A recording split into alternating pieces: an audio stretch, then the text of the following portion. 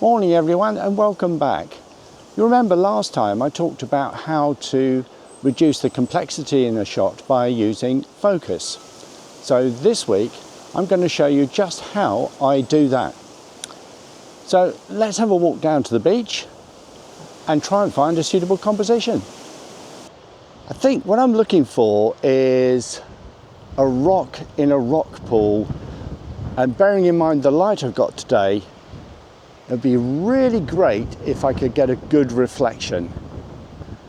The tricky thing is, of course, is getting both the rock and the reflection in focus. What do you think? Any good?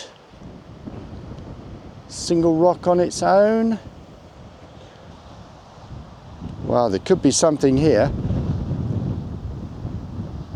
Two rocks, but lots of other rocks around, so might be a bit messy.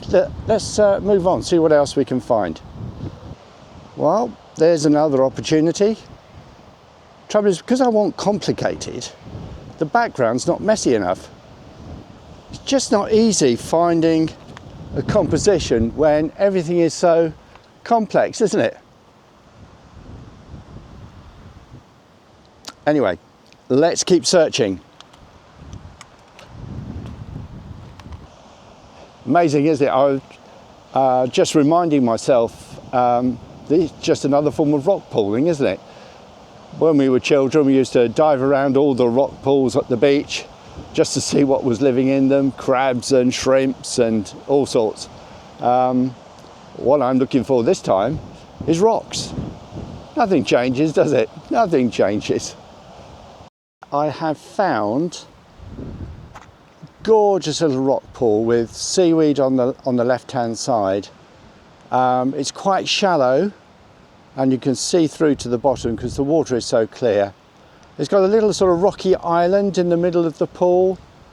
The background is sort of rocks, but I can take this at a variety of different angles, which I'm going to do.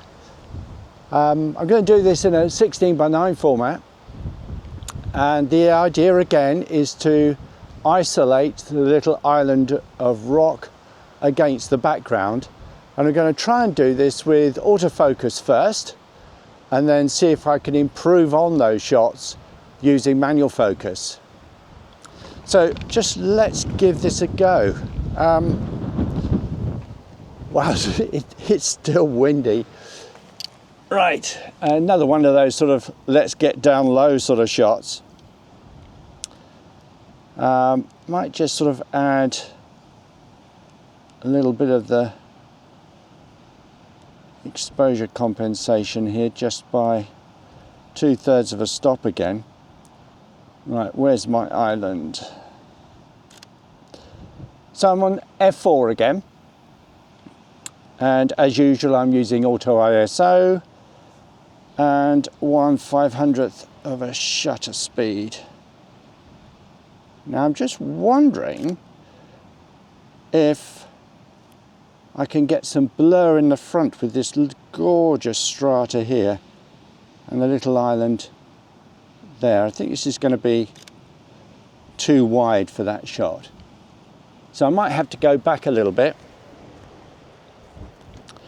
Not sure if you're still going to be able to see me, but I'm not so pretty, am I really? Right, let's just add a little bit of focal length. See if we can pick out that island again. Not entirely happy with the darkness of the seaweed on the left, but that's possibly something I can sort out in post. Just add another 1/3 of a stop on exposure compensation, so that would give me a little bit more leeway. Right, so I've taken a number of shots using autofocus, so I'm just going to switch to manual focus and see what we can get.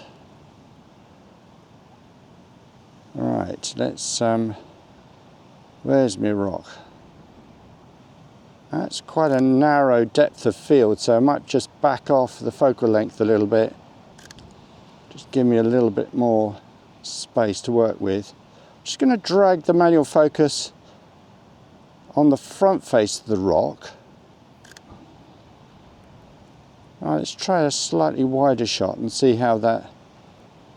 When you're doing manual focus, of course, I got focus peaking switched on to help me because I'm not wearing glasses, so this is great help.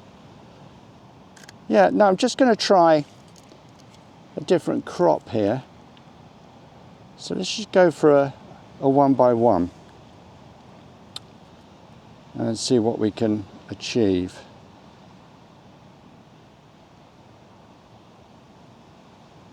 Just offset that slightly. Okay, I think that looks pretty good. As usual, the proof will be in the pudding, won't it, when you get them home, get the shots at home?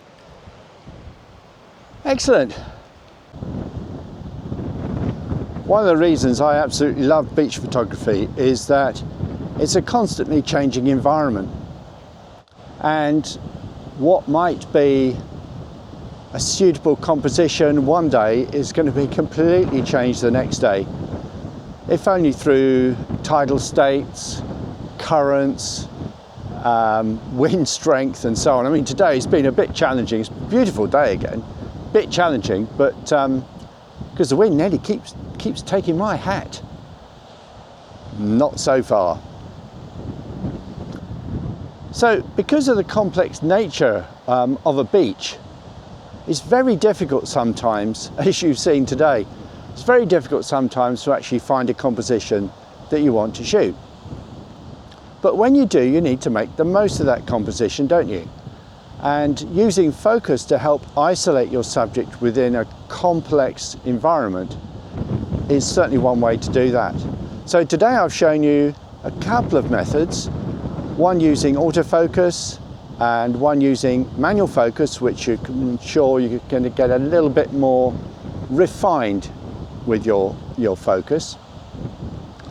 And I hope you've enjoyed the shots that I've been able to share in this video. If you haven't yet done so, please do check out the video that precedes this. This is to do with, well, there's two actually. The first one is about aspect ratios, which are very relevant in this sort of environment, but also about why we might choose focus as a way of isolating a particular subject at the beach.